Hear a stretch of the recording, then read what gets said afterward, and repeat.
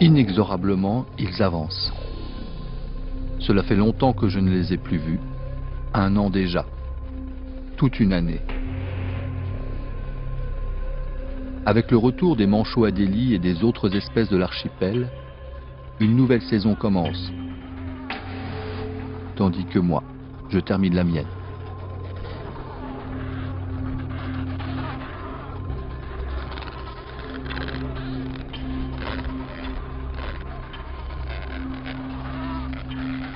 Je me remémore l'instant précis quand tout a commencé, lorsque nous avons quitté les côtes australiennes. C'est sur ce vaillant petit bateau baptisé Astrolabe, en souvenir du navire de l'explorateur Jules Sébastien Dumont d'Urville, que j'ai commencé à côtoyer les autres hivernants. Nous allions passer 1 an ensemble et pourtant nous ne nous connaissions même pas. Ça commence à friter là.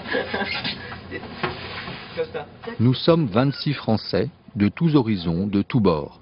Militaires, médecins, boulangers, plombiers, ingénieurs, vétérinaires, à avoir quitté notre terre, le temps d'une année, pour aller vivre 2 saisons, un été et un hiver, au bord du continent antarctique. Dépourvu de quilles, le navire tangue, roule et gîte tel un bouchon. Naviguant toujours plus au sud, vers les mers les plus agitées du globe, le semi-brise-glace français tente de se frayer un chemin à travers le pack. Ces morceaux de banquise fragmentés dérivant au gré des vents et des courants.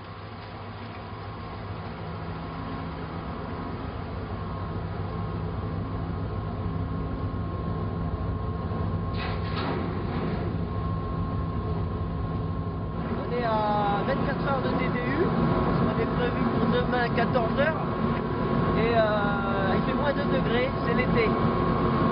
Voilà, quand ça tout bête, le bateau il bouge plus.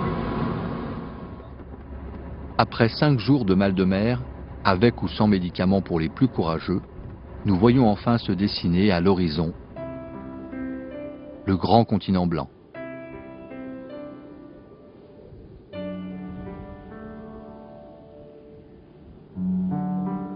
Nous sommes fiers d'arpenter le chemin des aventuriers et des explorateurs passés qui permirent l'installation de bases en Antarctique, dont la base française permanente, Dumont d'Urville.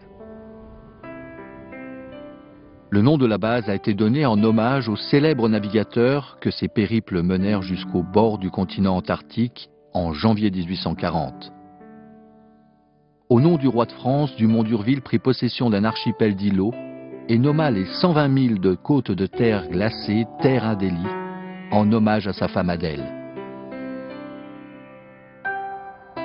La nouvelle espèce de manchot décrite à cette occasion portera le même nom.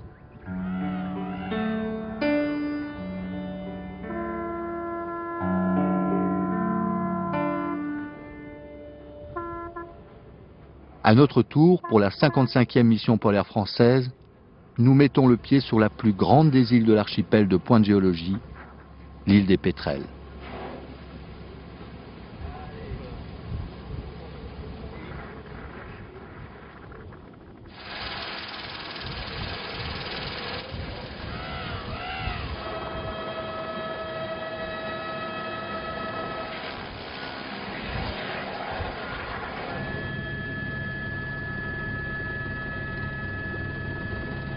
Nous découvrons alors la base, créée dans le milieu des années 50, qui comporte plusieurs bâtiments montés sur pilotis afin de laisser les vents violents circuler autour. Le mauvais temps fréquent et un relief très découpé ont conduit à la construction d'un réseau de passerelles entre les principaux bâtiments, que nous ne sommes d'ailleurs pas les seuls à emprunter.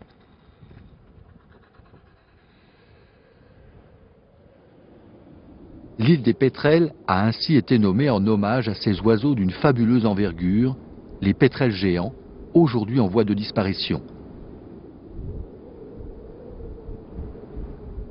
L'île abrite de nombreuses autres espèces d'oiseaux. Ainsi ces paisibles fulmars antarctiques, qui n'hésitent pas à régurgiter une huile grasse sur les intrus. ces magnifiques pétrels des neiges. Ou encore les minuscules océanites de Wilson, du poids d'un sucre.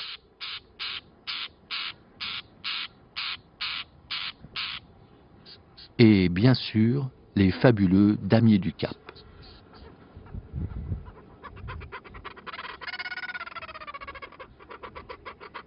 La campagne d'été grouille d'activités.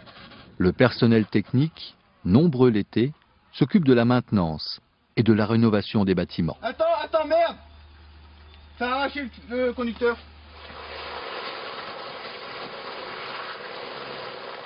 Les hivernants, eux, se chargent de ravitailler les différents magasins en vivres pour toute l'année.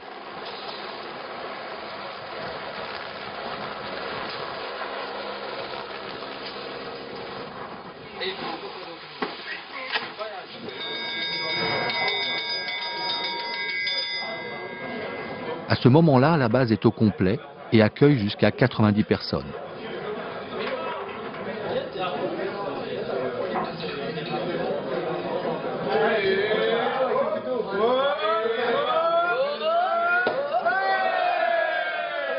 Notre Noël en Antarctique, célébré loin de nos proches, est un curieux mélange de tristesse et de gaieté.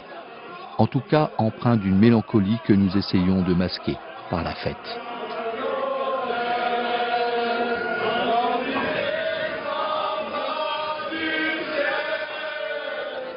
Pendant ce temps, au pied de la base, les colonies de manchots Adélie chantent interminablement.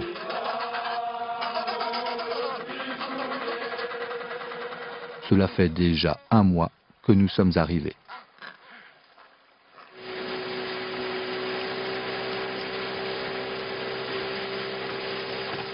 De nombreuses activités scientifiques sont également mises en œuvre pendant l'été, lorsque la base, libre des glaces, est plus facilement accessible.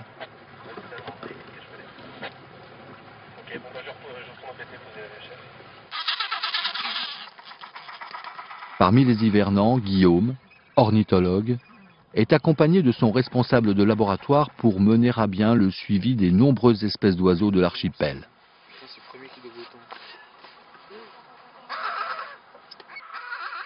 Le programme ornithologique, principalement axé sur le long terme, consiste surtout en un travail de terrain.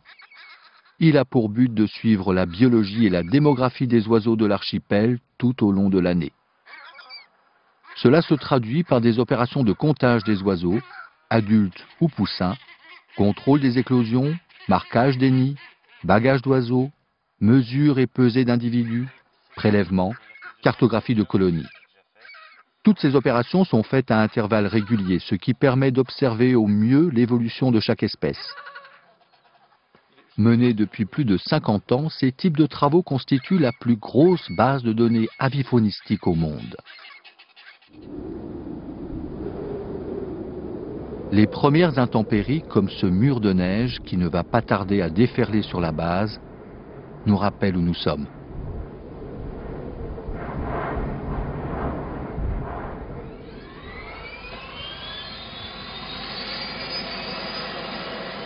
Fin février, les derniers représentants de la mission sortante et les campagnards d'été quittent l'archipel. On appelle ça R4. L'astrolabe entreprend sa dernière rotation, 5e et dernière de la saison.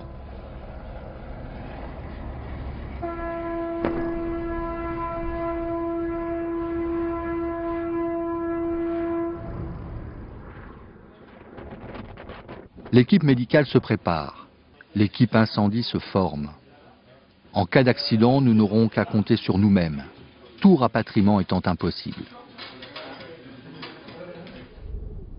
Quelques jours après le départ du bateau, les derniers représentants de la faune environnante, qui savent d'instinct que l'hiver est proche et que les ressources de nourriture vont bientôt diminuer en raison de la formation de la banquise, nous quittent également.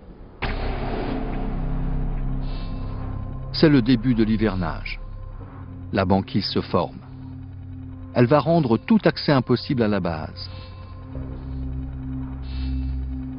La 55e mission polaire, représentée par ses 26 hivernants, va vivre pendant 8 mois en totale autonomie, coupé du reste du monde. Nous sommes totalement seuls sur ce caillou de 700 mètres de long et 500 de large.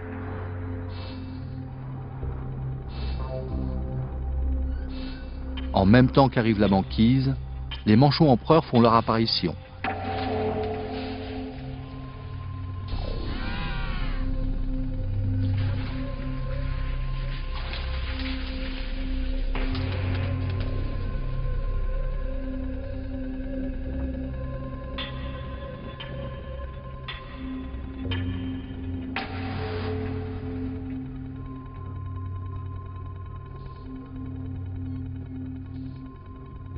Ils vont être 6000.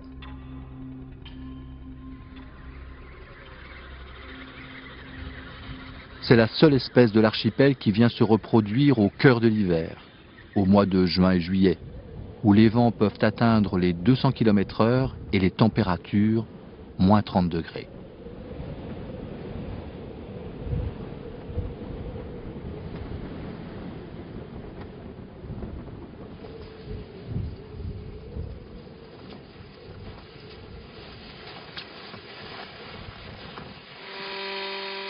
Les prélèvements de banquise ayant montré que son épaisseur a atteint les 30 cm réglementaires nécessaires pour supporter en toute sécurité le poids d'un homme, 37 et demi. Nous pouvons enfin profiter des somptueux paysages qui s'offrent à nous.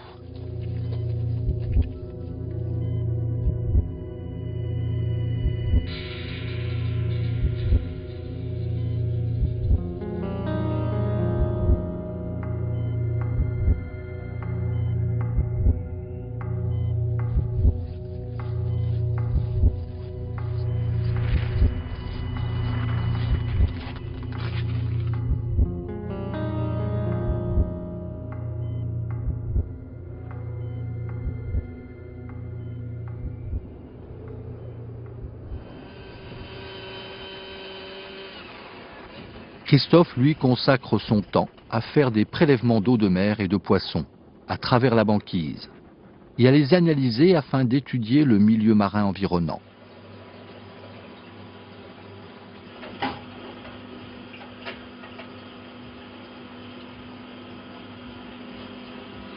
Donc là, il fait 130 grammes à peu près.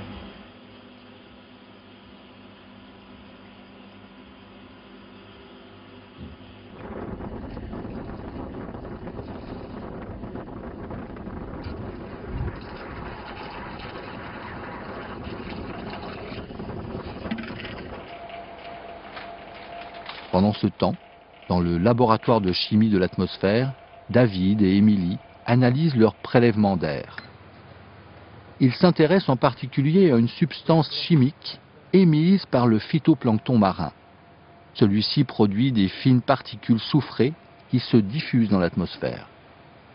Ces particules sont capables de rétrodiffuser la lumière solaire et donc d'influer sur le climat, puisque le soufre, qui intervient dans de nombreuses réactions chimiques, est un élément prépondérant dans la formation des nuages. Cette substance joue donc un rôle dans l'effet de serre.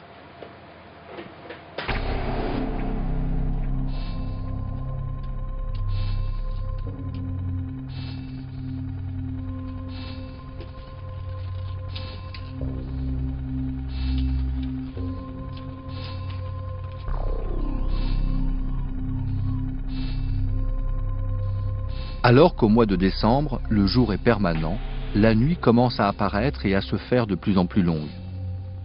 Cela nous incite à nous retrouver dans la salle de séjour autour de diverses activités.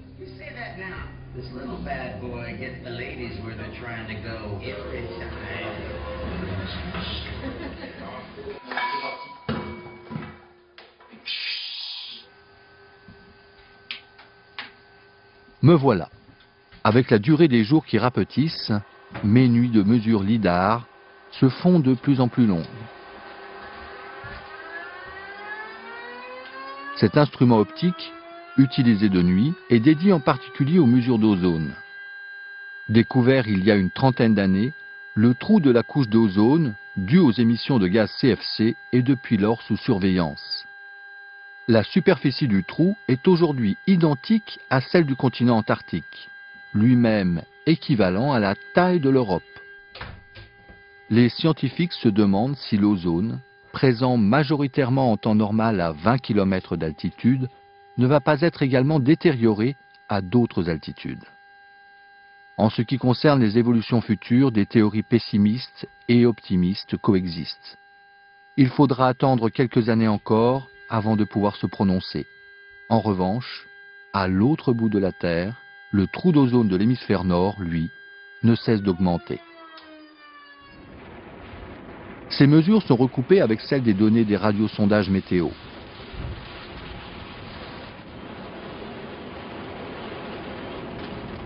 En plus de leur travail de routine quotidien, 3 représentants de Météo France sur l'archipel effectuent également des mesures d'ozone, lorsque le beau temps le permet, à l'aide de lâchers de ballons.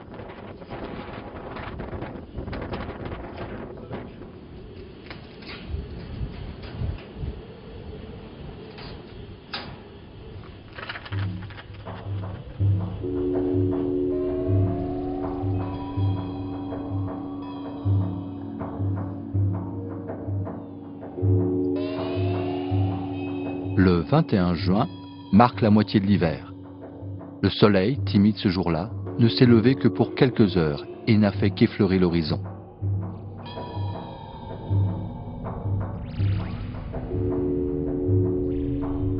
Cela fait 4 mois que l'hivernage a commencé.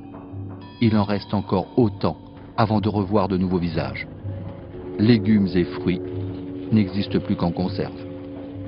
Cet événement est célébré dans toutes les stations antarctiques par une fête dénommée Midwinter. Adélia, Adélienne, mes très chers compagnons d'hivernage. Cette soirée est aussi le début de la traditionnelle Midwinter. C'est sérieux ce que je veux dire. 11, je vois déjà. Ouais. 12. En Terre Adélie, le Dista, ou chef de district, est remplacé au cours d'un vote, le temps d'une soirée, par un des hivernants. Et pour ce travail de groupe, dans lequel on n'a pas dit chacun ses oignons, mais on a toujours pensé l'oignon fait la force.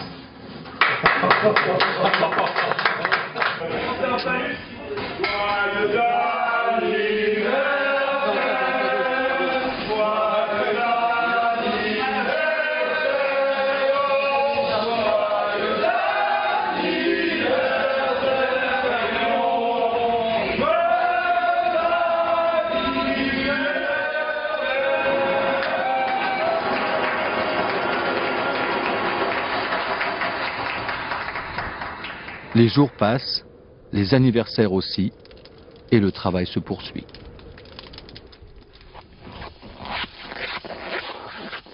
Les jours plus longs et l'épaisseur de la banquise nous permettent de profiter véritablement des vastes terres glacées qui s'offrent à nous.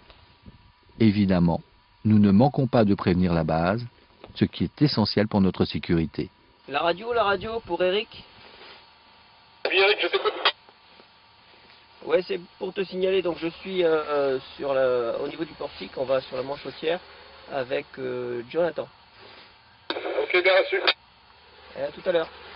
À tout à l'heure.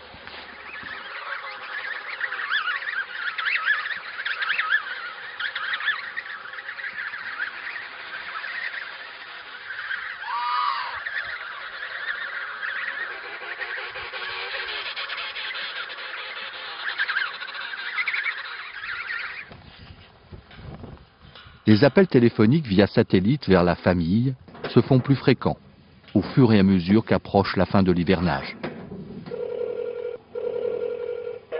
Allô? Maman? Et où? Oui, tu m'entends? C'est Eric. Ouais, et vous? Nous ne recevons quasiment plus de messages électroniques de la part de nos amis, pour qui nous sommes presque oubliés. Alors l'esprit d'équipe se développe et les liens se resserrent. Allez, c'est parti!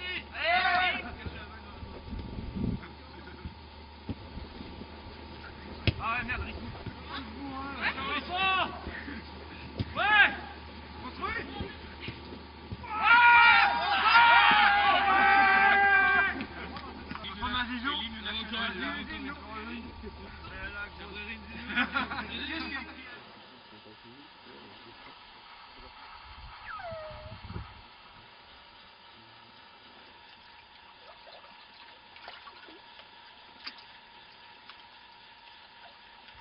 Nous profitons du mois d'octobre pour voir débarquer les femelles phoques de Weddell autour des trous de respiration.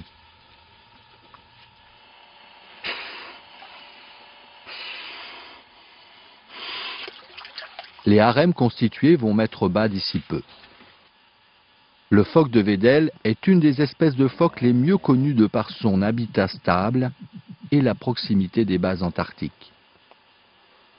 Sa population est estimée de 250 à 500 000 individus selon les chercheurs. À la naissance, le jeune Weddell pèse 20 à 25 kg pour 1,20 m. La mère, pesant 500 kg à son arrivée, va perdre le tiers de son poids au profit de son petit blanchon qui pèsera alors 120 kg.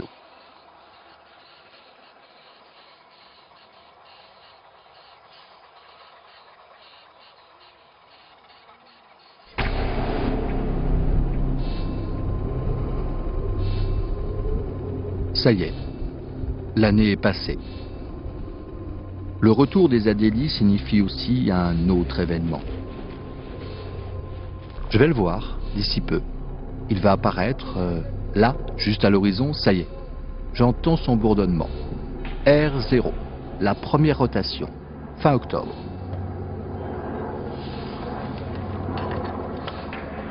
La banquise ne permet pas à l'astrolabe de s'amarrer à l'île. Il va avancer aussi loin que va lui permettre la résistance de la glace et sera bloqué, comme chaque année, à quelques dizaines de kilomètres de la base. Nous ne voyons que son messager, l'hélicoptère.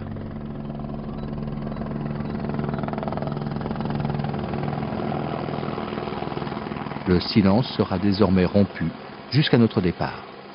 C'est vraiment la fin de notre hivernage.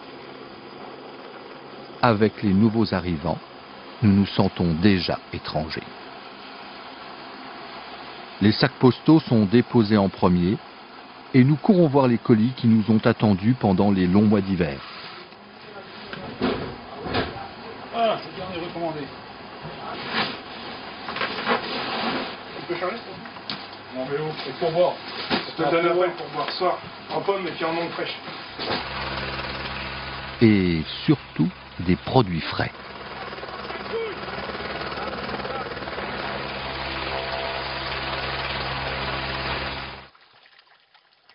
En quelques jours, la banquise fragile cède. Elle est éparpillée par vents et marées, c'est la débâcle.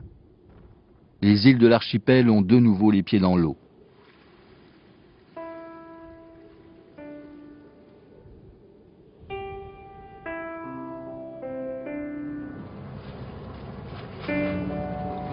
Cela fait 1 an. Nous, hivernants de la 55e mission, devons céder la place. C'est au tour de la 56e. Pendant combien de temps encore se succéderont ainsi les hivernages à Dumont-d'Urville? La date fatidique de 2041, dernière année d'exécution du protocole de Madrid relatif au traité sur l'Antarctique, sera-t-elle l'année d'enterrement des principes de conservation de la faune, de la flore et des terres antarctiques? Si tel est le cas, ce dernier continent encore intact, préservé et totalement dédié à la science, sera livré à toutes les exploitations minières, pétrolifères et touristiques qui ont déjà commencé.